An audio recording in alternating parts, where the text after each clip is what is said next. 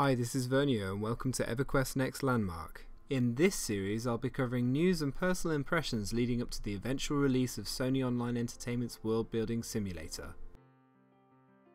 So today is the 14th of February and it's a very important day for fans of EverQuest Next Landmark. For those of you following the forums you might already be aware, but if not, a roadmap for development has been released for EverQuest Next Landmark. So I feel this is as good a subject as any to start this series with. This episode shall cover the first phase and discuss what this might mean based off of my current alpha experience.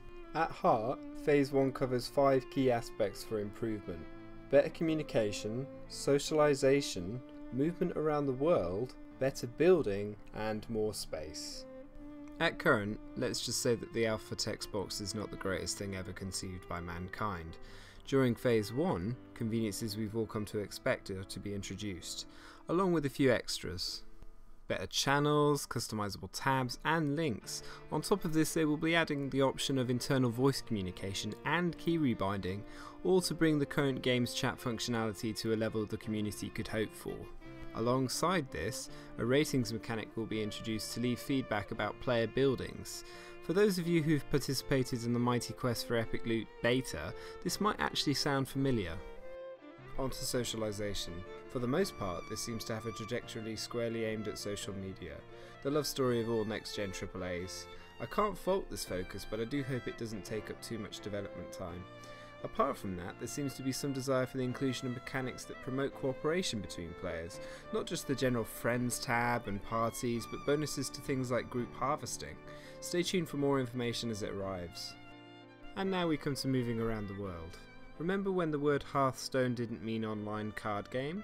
No? Okay. It's going to require materials, but essentially you're going to be able to beam yourself over to your claim, the central hub, or a friend. Personally I hope for one of two things. 1. A long ass cooldown. 2. Occasional hilarious teleportation accidents. Better building does mostly what it says on the tin. More specifically, for any of you seasoned builders out there who've used the smoothing tool much, you'll have wished it could be a little bit better at its job.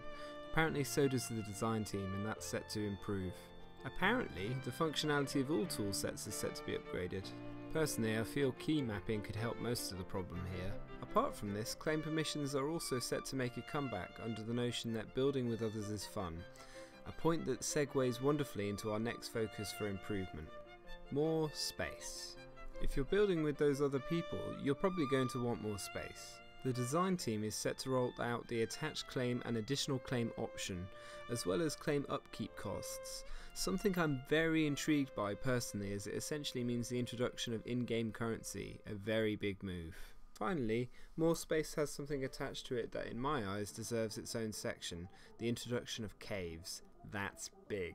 For those of you who haven't had a chance to get into Alpha yet, the way that the current setup works is ores are currently found on the surface of the planet, and the tier sets are divided up along with these different worlds. So you can have a tier 1 world that's full of things like copper, right up to tier 3, which has things like alabaster, obsidian, rather more expensive and complicated materials. That's not the intent for endgame, or the end release rather. The way that it will eventually be is that there will be sedimentary layers, such as things like in Minecraft, and with the introduction of caves, that's one step closer to being the finished product. So to summarise, caves means the entire world changes.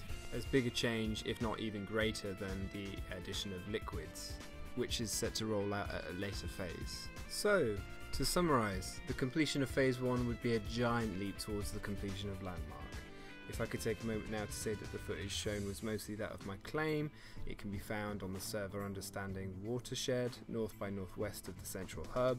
I'll be happy to post tutorials about how I did my build if requested. So for now, until next time, happy building.